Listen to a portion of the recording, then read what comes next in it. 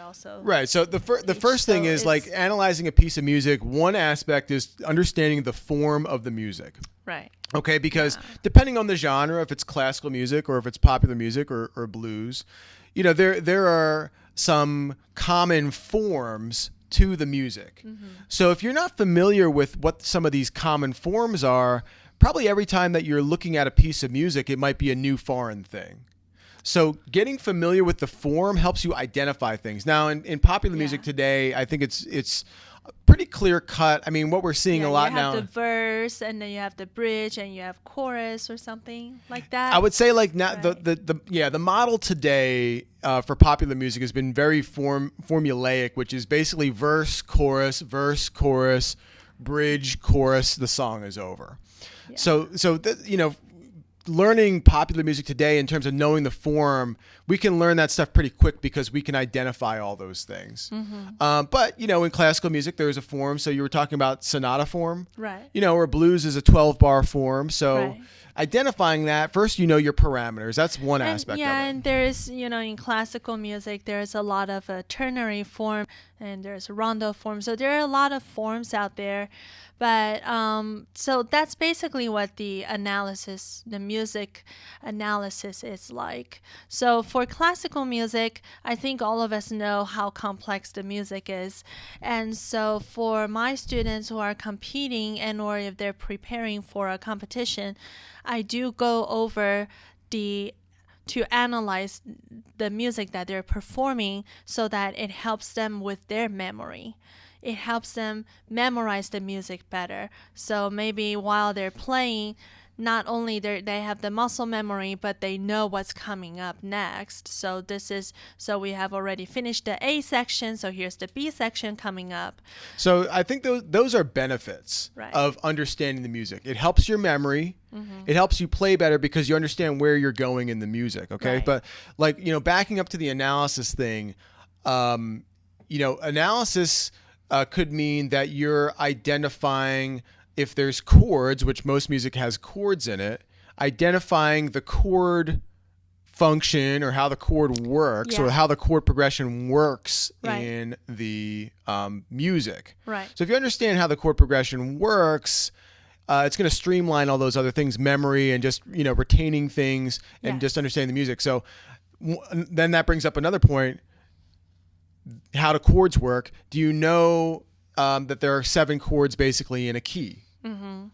Okay, so that's another thing to look at for your theory side. Understand how chords work in a key.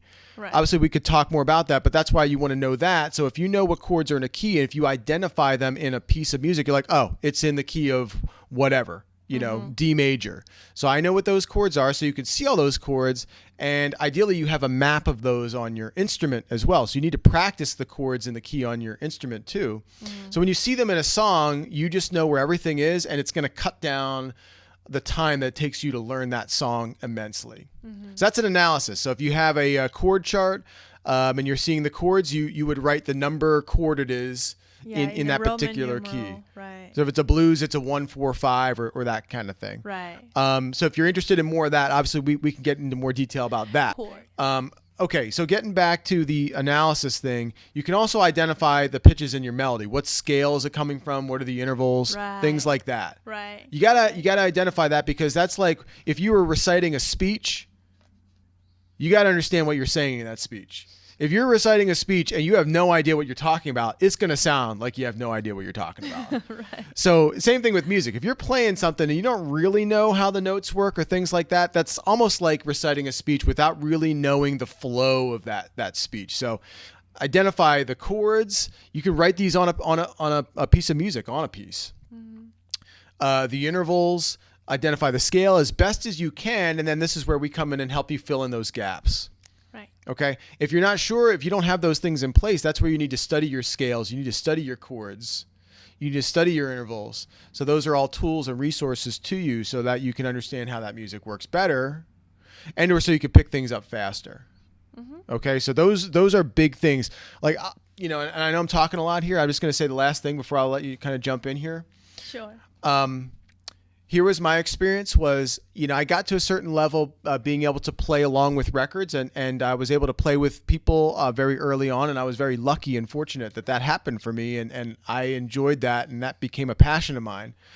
But what happened was, after a certain point, I was not able to play certain songs or certain music, whether because my technique was not there and/or my understanding was not there.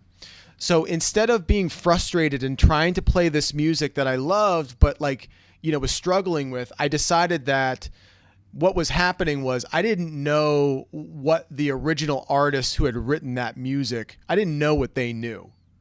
So I shifted my my priority from playing other people's music to learning how music worked, because I figured if I learned how music worked more, then that would give me access to playing that more difficult, challenging music.